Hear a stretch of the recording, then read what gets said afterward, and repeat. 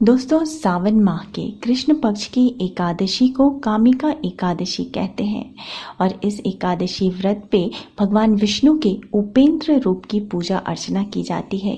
और दोस्तों, इस वर्ष अर्थात 2022 में कामिका एकादशी का व्रत किया जाएगा 24 जुलाई रविवार के दिन। वहीं एकादशी तिथि प्रारंभ हो जाएगी 23 जुलाई को ही सुबह के 11:27 से और ये रहेगी 24 जुलाई के दोपहर के 1:45 तक। और कामिका एकादशी व्रत का पारण किया जाएगा 25 जुलाई सोमवार के दिन और पारण का शुभ मुहूर्त होगा सुबह 5:38 से सुबह के 8:22 तक। वहीं दोस्तों, 25 जुलाई को द्वादशी तिथि समाप्त होगी शाम के 4:15 पर। दोस्तों, शास्त्रों के अनुसार भगवान विष्णु के आराध्य भगवान शिव हैं और भगवान शिव के आराध्य भगवान विष्णु हैं। ऐसे में सावन माह में आने वाली एकादशी व्रत का महत्व और अधिक बढ़ जाता है। सावन माह में एकादशी का व्रत करने से, भगवान विष्णु की पूजा अर्चना करने से व्यक्ति को सभी देवी देवताओं, नागों और गंधर्वों के पूजा का फल प्राप्त होता है।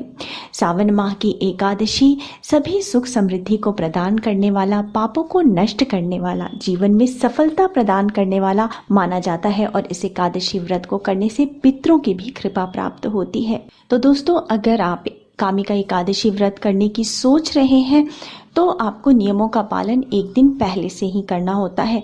और अगर किन्हीं कारणों से आप एकादशी का व्रत नहीं भी कर पाते हैं तो भी आप नियमों का पालन करके भगवान विष्णु की पूजा अर्चना कर सकते हैं। एक दिन पहले ही अर्थात दशमी तिथि को ही सर धो के नहा ले, भोजन सात्विक करें, लहसुन प्याज ना खाएं इस दिन, मांसाहार और नशे के पदार्थों का त्याग करें, चावल इस दिन ना खाएं। साथ ही अपने व्यवहार को भी सात्विक रखें, अर्थात झूठ ना बोलें, क्रोध ना करें, पर निंदा ना करें, मन में किसी प्रकार का दुर्भाव ना आने दें।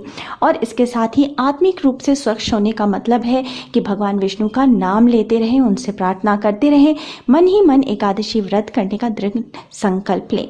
दोस्तों, दशमी तिथि को शाम को ही भोजन कर ले, रात में भोजन ना करें। रात में सोने से पहले अच्छे से ब्रश या दातून कर ले ताकि मुंह में अन्न का एक भी दाना न रह जाए। सोने से पहले भगवान विष्णु की प्रार्थना करते हुए सोएं।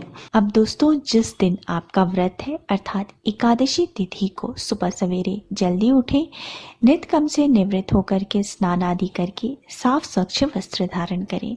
दोस्तों, नहाने के जल में इस दिन थोड़े से गंगा जल और काले तिल मिला के स्नान करें। ऐसी मान्यता है कि इस प्रकार से स्नान करने से शरीर के साथ साथ आत्मा की भी शुद्धि होती है। और स्नान के पश्चात भगवान सूर्य नारायण को इस दिन जल अवश्य दें। और सूर्य को जल देने के पश्चात अब आपको भगवान विष्णु की षोडशोपचार से विधिवत पूजा करनी है। इसके लिए जहाँ पे आपका पूजा का स्थान है उस स्थान को आप साफ कर ले।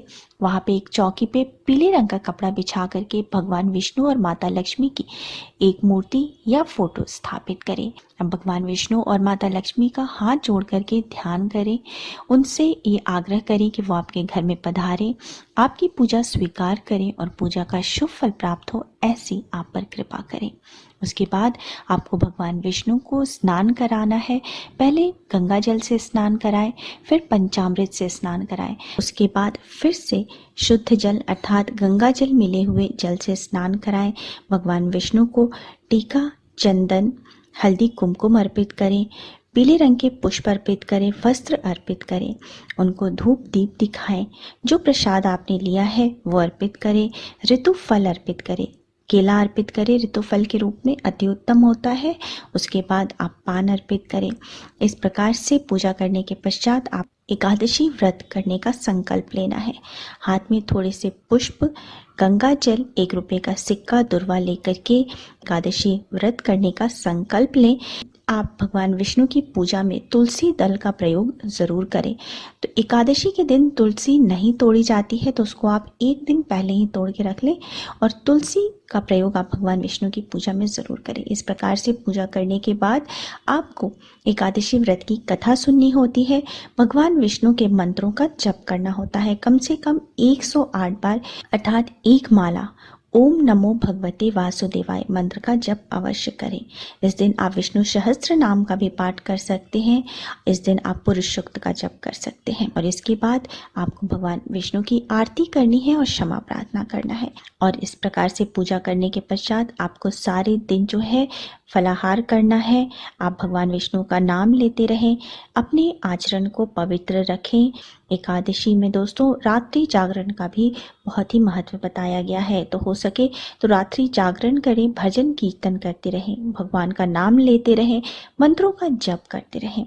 और द्वादशी तिथि को भी सुबह सवेरे जल्दी उठ के स्नान आदि से निवृत्त होकर के भगवान विष्णु की विधिवत पूजा करें। दोस्तों इस प्रकार से पूजा करने के पश्चात आपको अब एकादशी व्रत का पारण करना है। पारण करने के लिए पहले ब्राह्मण को दक्षिणा दें, दान दें, ब्राह्मण को भोजन कराएं और उसके बाद आप स्वयं भी भोजन करें। एकादशी के दिन माता तुलसी की आप पूजा अवश्य करें। सुबह के समय तुलसी में जल अर्पित करें, तुलसी को दीपक दिखाएं, तुलसी की परिक्रमा करें और शाम के समय तुलसी में एक दीपक जलाएं। माता तुलसी की प्रार्थना करें, उनसे कृपा बनाए रखने की प्रार्थना करें। तुलसी की 11 बार परिक्रमा करें और परिक्रमा करते हुए भगवान विष्णु के मंत्र ओम नमो भगवते वासुदेवाय का जप करते रहें। इस उपाय को अगर आप हर एकादशी को अपनाते हैं, घर में सुख शांति की वृद्धि होती है, उस परिवार में किसी भी प्रकार का कोई संकट नहीं होता। उम्मीद है दोस्तों आपको मेरा आज का वीडियो पसंद आया होगा। अगर वीडियो पसंद आया है तो वीडियो को लाइक कर दीजिए, फैमिली एंड फ्रेंड्स के साथ शेयर कर दीजिए और मेरे चैनल को सब्सक्राइब करना मत भूलिए। मिलते हैं अगले वीडियो में, तब तक के लिए स्वस्थ रहिए, सुरक्षित रहिए। जय माता दी।